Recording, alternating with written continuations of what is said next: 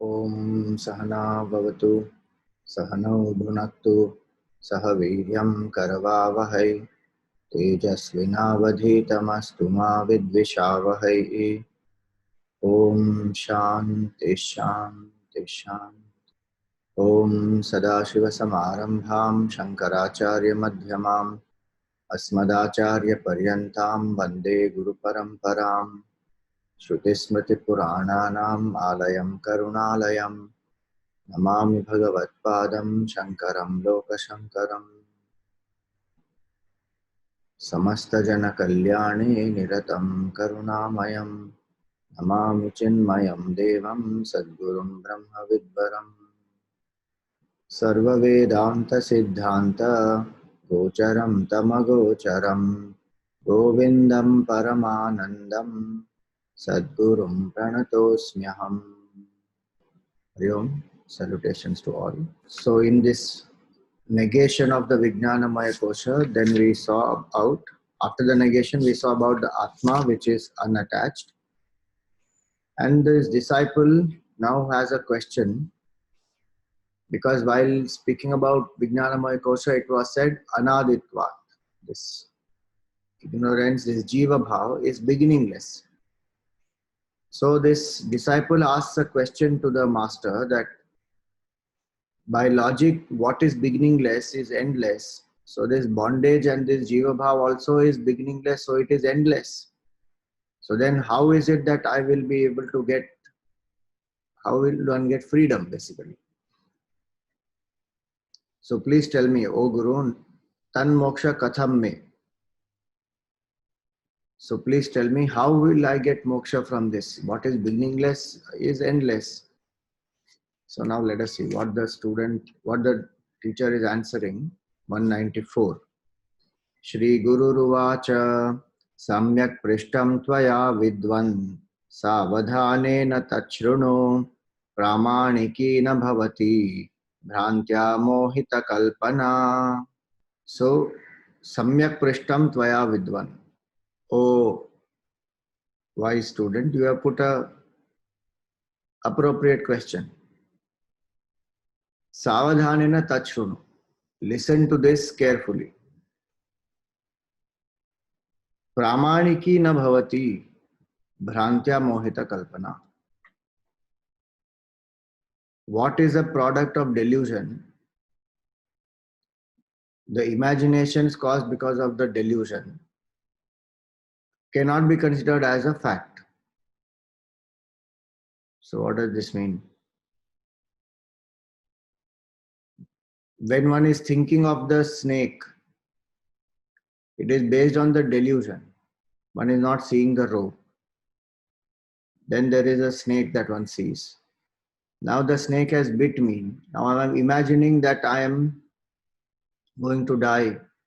So all that which is the imagination. So he says, what is a bhranti, a delusion? Based on that delusion, that mohita kalpana, there is so much of imagination. Neither that snake is real nor the imagination of fear and one is going to die and so one starts shivering and all that. All those things are also unreal. So this logic applies to what is real, not to what is an illusion. He's coming to that point. So in this verse, he speaks about this aspect, that there is a fundamental difference. That when we say something is beginningless and it is endless, it applies in a particular context. Here the whole context is very different. So pramaniki na bhavati bhrantya mohita kalpana. Because if we say that that is real, that the snake is real, so what is the definition of real? That which exists in all three periods of time is real. Now if snake is real, then there is no rope, and then it is the fear also is real, that the snake has bit and now I'm going to die, and there is no freedom from that. Because the disciple has asked that question, that if this is beginningless and endless, then there is no freedom in this. So the master answers, ki, this is based on delusion, and so what is real exists in all three periods of time, and what is a delusion actually does not exist. And so this law does not apply to that. What is beginningless is endless applies only in the context of that which is real, which is which is there at all three periods of time. That cannot have a beginning and that cannot have an end because it is real. It is there all the time, eternal. In fact, time is caused after that.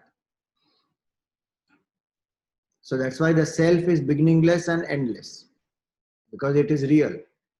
But this avidya and jiva bhav appears to be beginningless because it is the cause of the intellect, no doubt.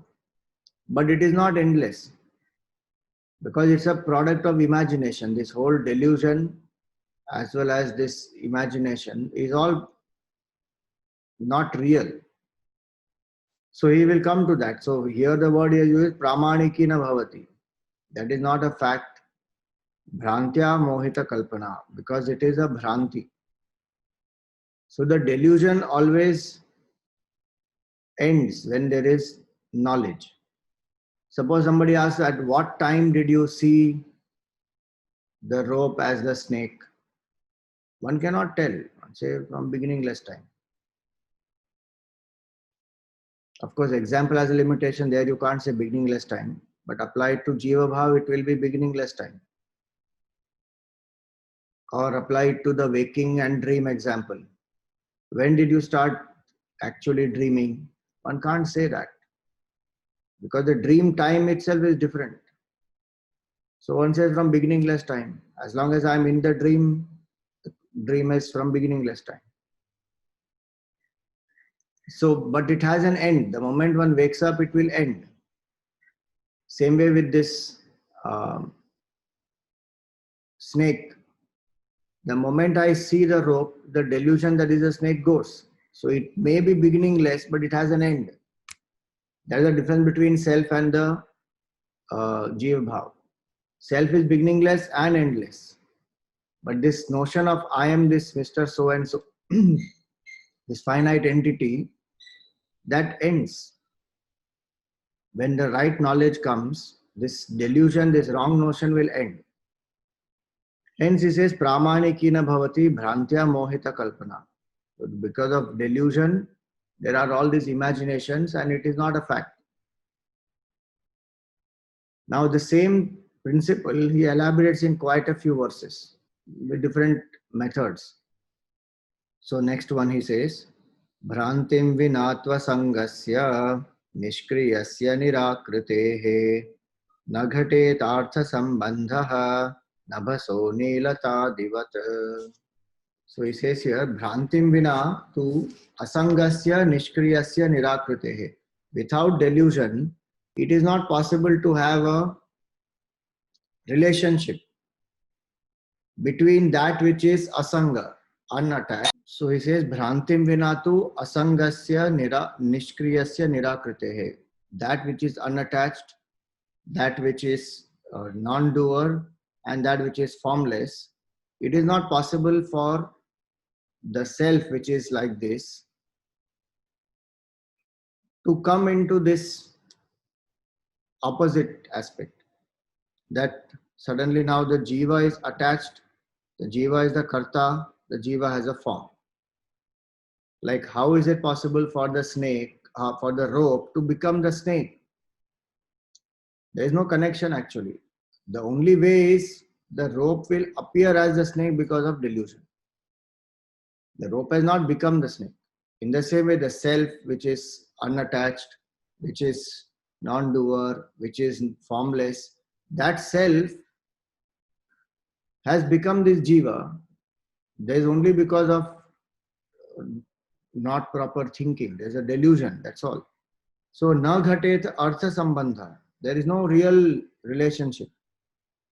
Then what is the relationship? It is like the nabhaso nilatadivat. It is like the blue color in the sky.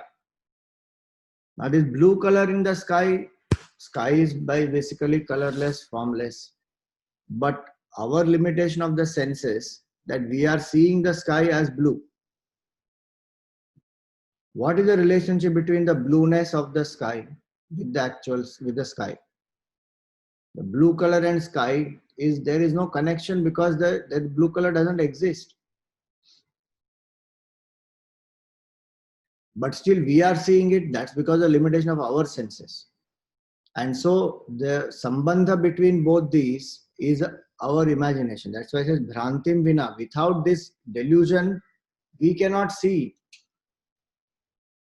Unless there is a delusion in our mind and our senses, we can't see blue color.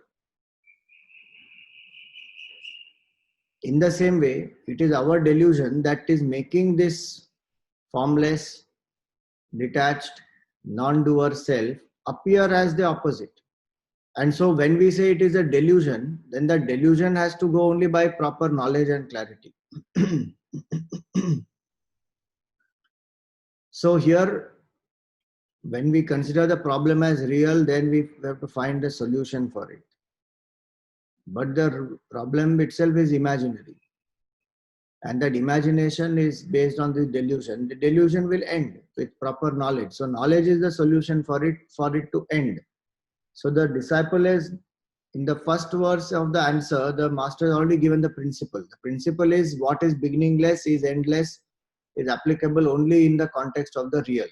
In the context of delusion, the delusion appears beginningless, but it will end upon the right knowledge.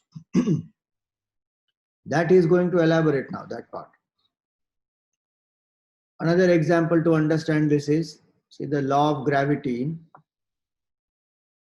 Again, limitation of the example. So the law of gravity, when we see in the world outside, yes, it attracts things to on the earth. So things don't float. They stay stable here because of the law of gravity. And it is applicable everywhere. As long as this world is concerned, as far as this world is concerned, it is applicable. But if you take the world of animation, in the world of animation, it need not apply. So the animation characters, they do so many things. Because the law of gravity need not apply there. They can fly, they can do many things without being affected by the gravity. But the whole fact is that the world of animation is a make-believe world. It is an illusory world. So the rules can apply to that which is real. To that which is unreal, the same rules need not apply there. To illusion, what we mean to what is an illusion, the same rule did not apply. So when the student has asked that logic that what is beginningless is endless, now I feel how will I get moksha, I am stuck here, bondage is eternal, jiva bhav is eternal. That is based on the assumption that this jiva bhav is real. The jiva bhav itself is an illusion. It's an imagination. It is not real because the true self is asanga, nishkriya, nirakriti. Like the rope is a rope. The rope has never become the snake. The rope doesn't have a tail and a head and a hoof and the poison and nothing it has. It's just the rope, plain. Because of delusion, one is seeing it as a snake. Then all the fear and imagination all starts. Or this example of the sky and the color. So the sky and the color, there is no connection absolutely. But you may say that, but then the BMI is being enlivened by the consciousness. That is also an apparent connection only. As long as I see the BMI, then who is enlivening it? Consciousness is enlivening it. When I come to that state of consciousness, there is no BMI. It is gone. Like the dreamer who wakes up. The dreamer who wakes up, where is the dream world? What is the connection between the dreamer and the dream world? As long as the dream world was being seen, where was it being seen? So one says in the waker's mind. But the moment one wakes up, what is the connection between the waker and the dream world? Nothing. Of course, that again there's a limitation of example that one is seeing actually the dream in the dream state. Here one will realize that this did not even exist. Like the rope example, the snake never existed. It was only in the imagination. Dream world, one may say, as long as one was in it, one experienced it, it was appearing very real. And the human being every day goes through waking, dream, deep sleep. So that's a limitation of the example. Like the rope never ever produced the snake. There is no relationship possible between rope and snake. But if at all I am seeing this, if I'm seeing the snake, then to make me see the rope, it will be said that the illuminer of this snake is the rope. So then I start discarding this reality that I have given to the snake. And I say, no, there is no snake there, there is a rope. The rope is illumining the snake. Even if I say that snake exists, I say, okay, snake exists, but rope is illumining it. So go on thinking of that rope. And the mind wakes up. When it detaches from the snake notion, it will wake up to realize, oh, there is no snake at all there. There's only the rope. Same way it is here. Bhrantim vina, without this delusion, it is not possible to have this jiva. Because the characteristics of both of them are opposite to each other. And the sambandha also between them is not possible. Na ghatet, artha sambandha. The only sambandha possible is the sambandha of delusion. That's why if you remember the three types of tadatmya, sahaj tadatmya, karmaja tadatmya and bhrantija tadatmya. So what can end is only the bhrantija tadatmya, the delusory identification. Because that is not real. So through knowledge that is ended. So that's what this example is. Now this snake, it's not snake, the sky and the blue color. The sky and blue color example, do we have to put efforts to remove the blueness from the sky? Now do sadhana, come on, remove this blueness from the sky. Or do we have to put efforts to increase our sensory perception so that we see the sky as it is and not as blue color? Neither of these two have to be done. What has to be understood? That there is a limitation of these senses and this blue color that I am seeing is not real. One has to falsify it. Does it mean that I will stop seeing the blue color? No, blue color I will continue to see. But the reality that I give to it, that goes away. And that makes the biggest difference, because what I think as real, my whole world will be like that only. So it's based on my mind's perception. So if I understand that this is unreal, it's an illusion, not unreal, it's an illusion, it doesn't exist. It's just an appearance. So like the traveler in the desert, he sees the mirage, knows that it's a mirage, will not run behind it. Same way, this Jiva Bhav is there, it's an illusion, it does not exist. It's just an appearance. So not to take it to be so real. And what should be the sadhana then? Just like in the earlier example, the sadhana is to not try and eliminate little bit of blueness and then see the sky and then the whole sky becomes colorless for me. No. Sadhana is just to ensure that the mind knows this very clearly, that there is no blueness there. That's only an appearance. In the same way, sadhana here is this Jiva Bhav itself is an appearance. Really my nature is this, asanga, nishkriya, nirakriti. So the more I contemplate on that, the more I abide in the self and be away from delusion. And that knowledge will end the delusion completely. That is called liberation, because the disciple wanted liberation. So the liberation in Vedanta is not from karma. That's a secondary aspect. That's a secondary result of this liberation. Liberation is to understand the bondage was never there, or the bondage which is appearing itself is an illusion. Now someone may say, oh, bondage is an illusion, then why should I do sadhana? The point is that the mind doesn't consider this as an illusion, the mind considers it as real. And as long as this appears real, sadhana is to make it understand it's an illusion. So the body, mind, intellect, the upadhi, right now I'm identified with it. So sadhana still has to be done to remove that false identification, to be able to understand that it does not even exist. My nature is this formless, detached, non-doer self. Unfortunately, I've identified with this falsely, and now I'm thinking I'm the karta, I am the attached person. I am this body with form. That is a delusion. Till I don't get established in that clarity, I have to keep doing sadhana. But many people say that way. If this does not exist, this is an illusion, then why even do sadhana? In the illusory world, it is still affecting me, no? One is not able to say that the world is an illusion, this is an illusion, and remain unaffected. It is still affecting. Paramahamsa Yogananda said a very nice statement. He said, if you can drink molten iron and still remain unaffected, then stop doing the sadhana. Which means, obviously, while living in the relative world, this body, mind, intellect, I am identified with, and its condition affects me.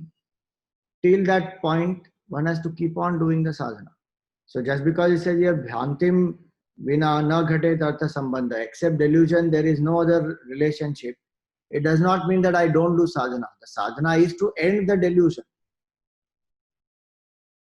So now these two, he has answered with these two. Continuing this further, he says, Swasya drashtur nirgunas Swasya drashtur nirgunasya kriyasya pratyak bodhananda rupasya buddhehe भ्रांत्या प्राप्तो जीव भावो न सत्यः मोहापाये नास्त्य वस्तु स्वभावात्. So he says, Swasya drashtuhu nirgunasya akriyasya. One's own nature is the drashta, the witness. Nirguna, free from three gunas. Akriya, non-doer. Pratyak bodha ananda rupasya. It is realized within Pratyak bodha. And what is the nature of this? Ananda rupa is of the nature of bliss. But Bhrantya Prapto Jiva Bhavo Na Satya. This Jiva Bhav is by delusion, it is got created. It is not real, Na Satya. Now what will happen? Moha Paye. When this delusion goes, Na Asti Vastu, Na Vasti Avastu Swabhavat. Because it is unreal, the moment this delusion goes away, one is free. Same thought which was earlier is continued here. That true nature of ours is this. I am the drashta. I am not the drishya. Then I am nirguna, but right now I am thinking of myself as bound by three gunas. My nature is non-doer. I have become the karta. And pratyak bodha ananda rupa. This is realized within in the cave of the heart. And what is the realization? That my nature is Ananda Swarup Atma, but right now I'm experiencing Dukkha Swarup. So through this buddhi, I can realize this fact. But when this buddhi doesn't have right knowledge, the same buddhi is producing this delusion. Bhrantya prapto jiva bhava. Na satya. This delusory jiva bhava is not real at all. See, somebody who has cultivated Vivek, Vairagya, Shatka, Sampati, Mumukshutvam, that person, when he has come to the Guru, to that person the Guru is saying that this Jiva Bhava is not even real. because that person is ready to understand that and falsify the equipment, because the attachment to the BMI become much lesser. And hence again and again I am repeating this part, because this part is that which can confuse people. We can easily get confused that if this jiva bhav, this BMI itself is an illusion, then why to do any sadhana? Don't do anything. And there are some people who like that philosophy. Just be. Don't do anything. Means what? If I am ready to come to that state of just be, anyway sadhana will stop. Mind will remain in that state of being. But when I am not ready for it, I am just saying just be, don't do anything, don't do anything. Slowly the mind will slip into tamas. So one should be very alert with this, that this buddhi can experience this nature of self through proper sadhana, through contemplation. One will come to that nature of the self. At this moment it is under the influence of delusion, and the effort is to remove this delusion. So bhrantya prapto jiva bhavo na satya. This delusion, because of this delusion, this intellect is projecting this whole jiva bhava. So the effort is moha paye. That is the word which indicates sadhana. Apaye means to remove, destroy. When this delusion is destroyed, how will the moha be destroyed? Through jnana. So moha goes only by proper vivek. Vivek leads to jnana. That jnana will destroy this moha completely, which is the means to liberation. So that's why he says jnane naivatu kaivalyam. Shankaracharya ji says only through knowledge liberation is possible. Why? Because the entire bondage itself is imagined. The ignorance is the cause of this imagination, and knowledge only is the solution.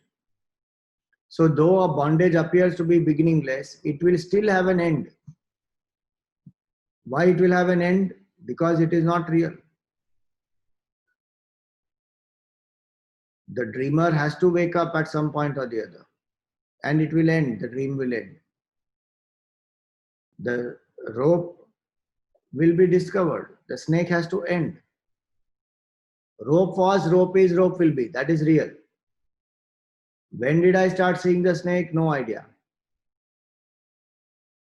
But when the snake vision ends by the clarity that this is a rope, then the person knows, oh, this was only an imagination. It didn't exist at all.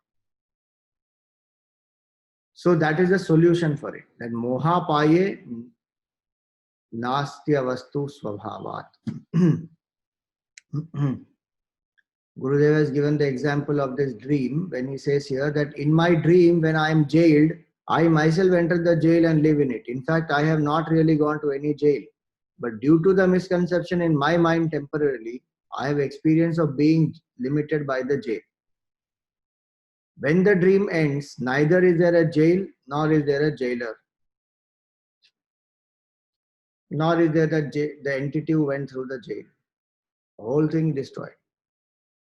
So that's what the jnana sadhana is, to contemplate more and more on the self. But for that, the chitta shuddhi must be there.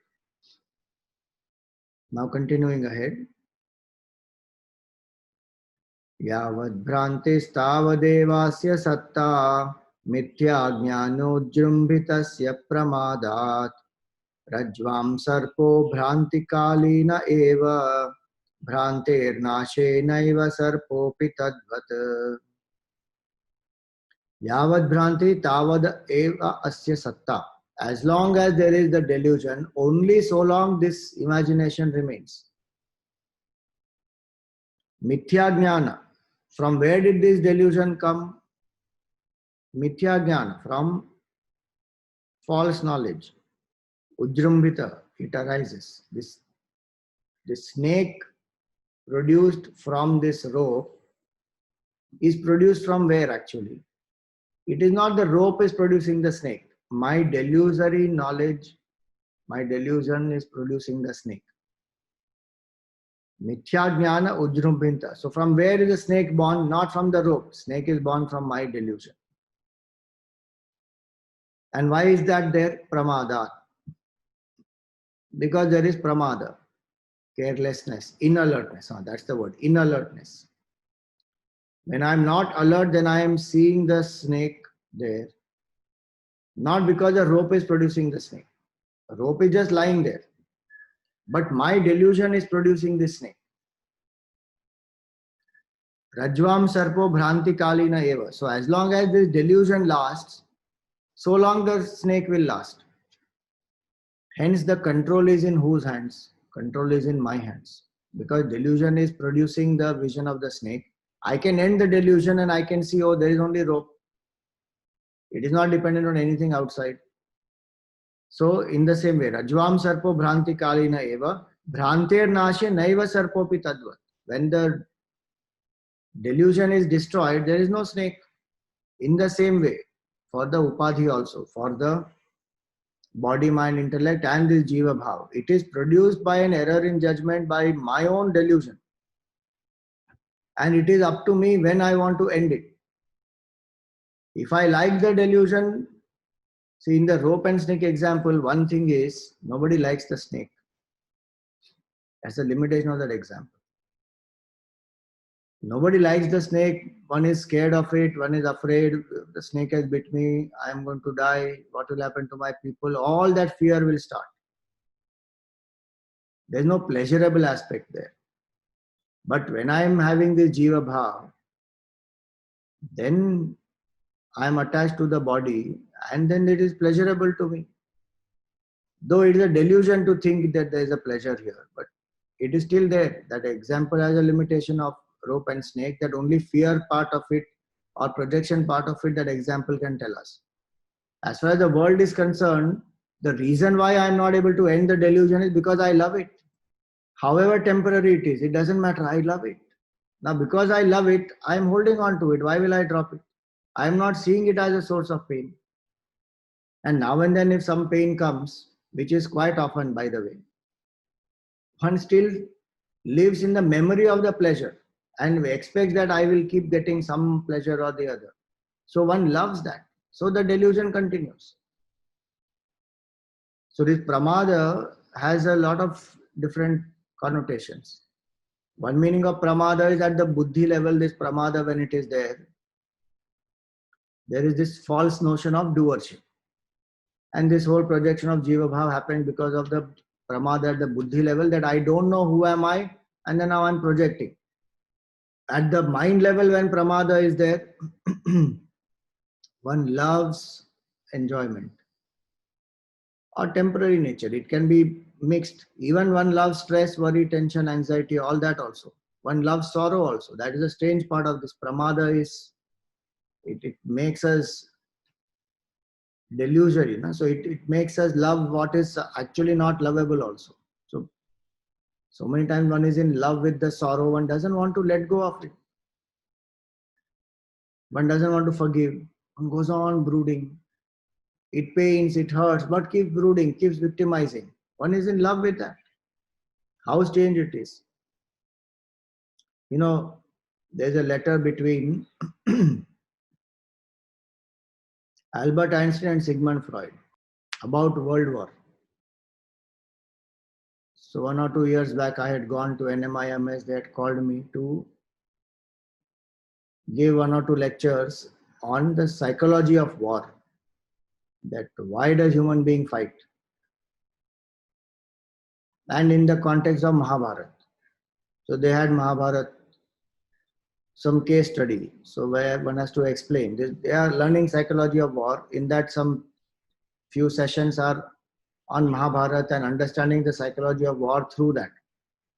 So while I was doing my research for this topic, it was very interesting, this letter between Sigmund Freud and Albert Einstein. In that they have written very clearly, Freud writes that human being is in love with sorrow and loves to inflict sorrow upon oneself and others.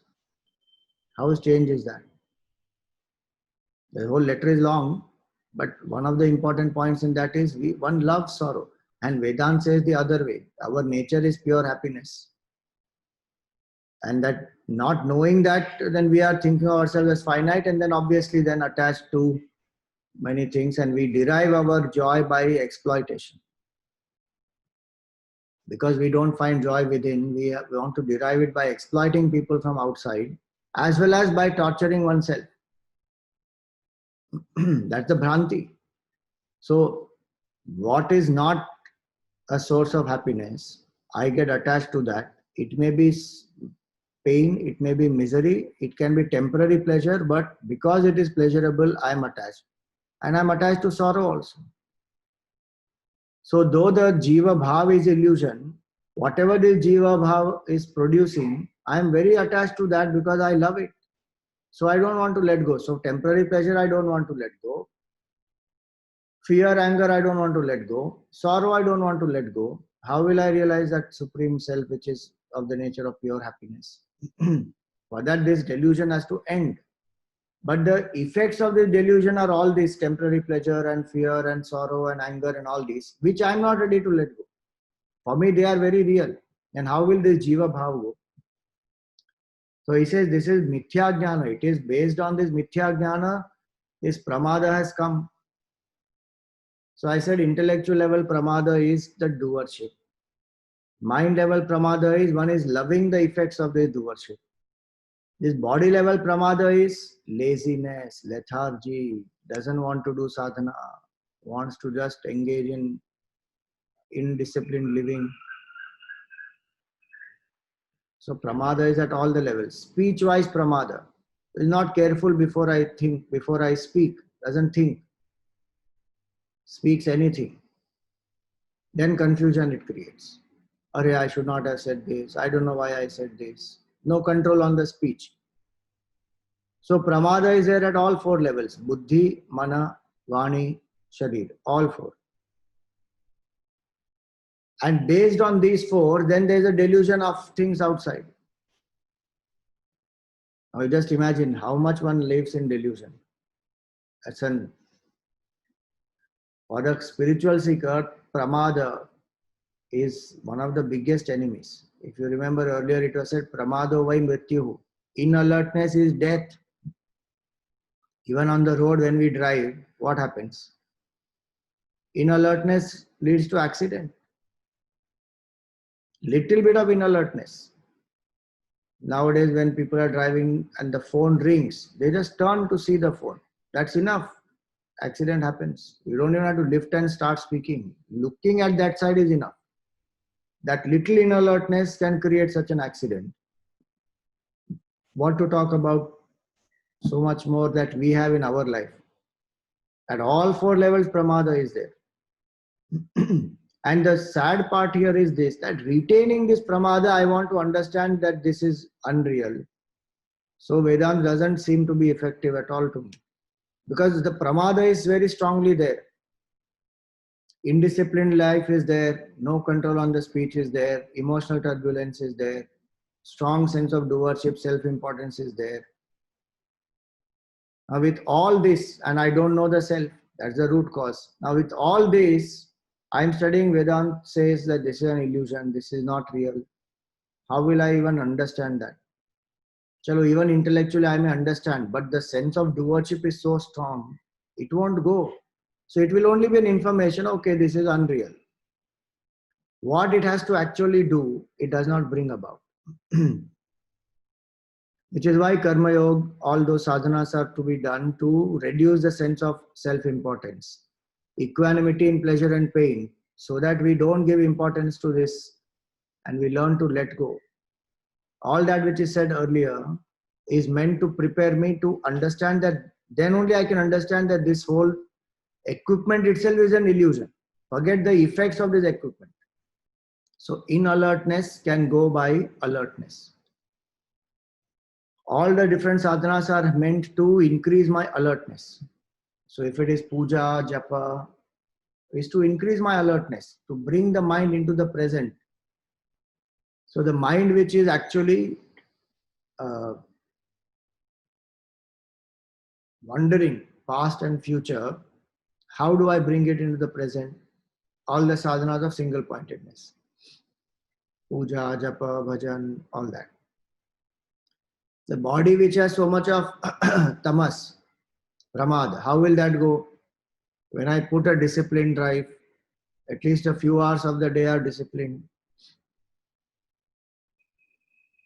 When I do tapas, when I do upvas, when I do vrata, then the tamas at the body level goes. When I learn to accept results as they come, and that is called prasada buddhi. So the tamas at the mind level, which is attachment to pleasure and pain, that will go. So these, all the sadhanas are meant to increase my alertness, to remove pramad, to remove tamas from my mind. Then with sattva guna, one understands, oh, this was just a delusion. So that's why it says mithya jnana ujrumbitasya pramadat. Because of delusory knowledge, by pramada, this is being projected. It is not real. So if the whole samsara is being seen, it is not because samsara by itself exists. It is because of my delusion. As at the moment I arises, then the only world is experienced. For me, in the deep sleep, where is the world? There is no world. Because this jiva bhava is not there. The moment I wake up from that deep sleep, this small I rises. The moment that small I rises, then the world is seen.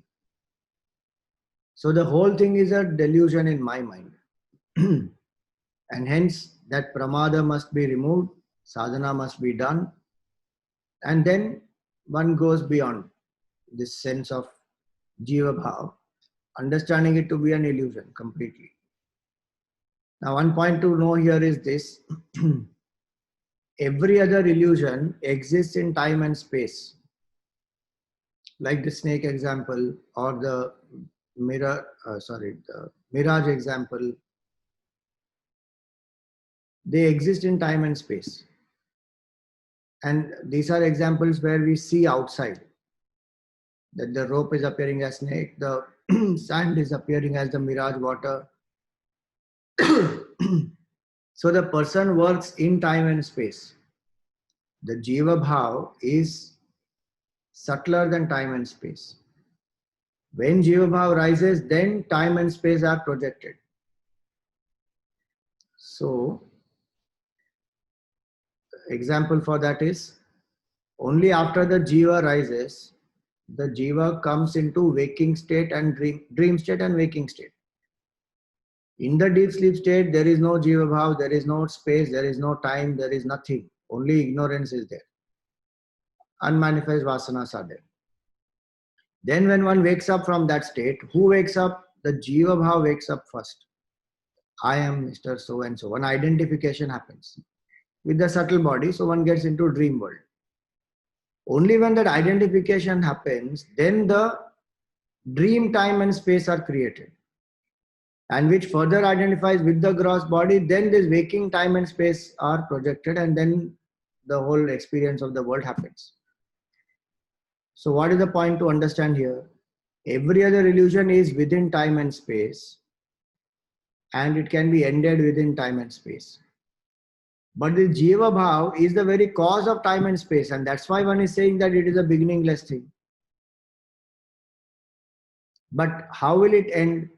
It will end when I realize that this jiva is an illusion. Through sadhana, that is what has to be done. Any delusion can be ended only by clear knowledge. Nothing has to be done outside.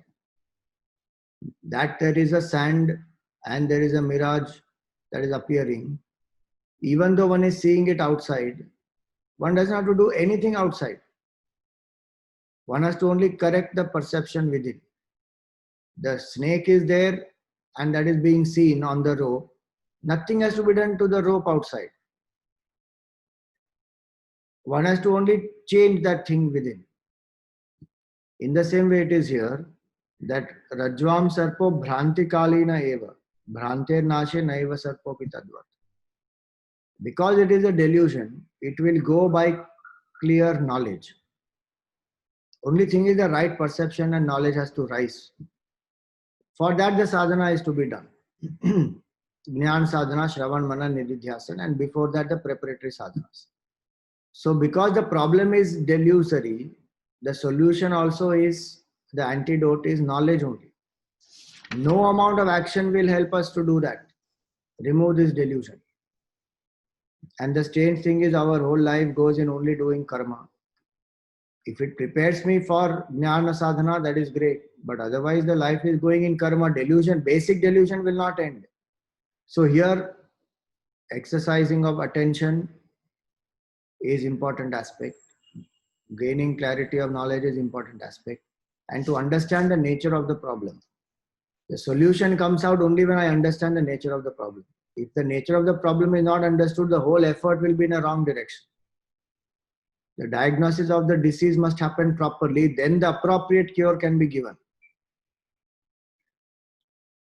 In our case, the diagnosis of the disease only is wrong. So here, when we say that the cause of my sorrow is this person, that government, this boss, this mother-in-law, nobody outside is the cause of my sorrow, and no change I have to do outside. The cause of this whole sorrow is my mind and the delusion that my mind is projecting. The Jiva Bhav is being projected, that Jiva Bhav is the first cause.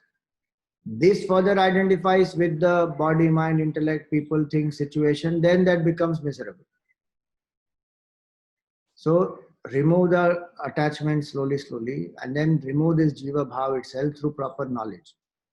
So that's what he says in the next one, that when this right knowledge arises, then only this delusion will end. Anaditvama vidyayaha karyasyapi tatheshyate utpannayam tu vidyayam avidyakamanaadyapi prabodhe swapnavat sarvam sahamulam vinashyati anadyapidam no nityam ragabhava iva sfutam. So he says here, anaditvam avidyayaha. Yes, this avidya and the consequent jiva bhav is anadi, there is no doubt. Karyasyapi tatha ishyate.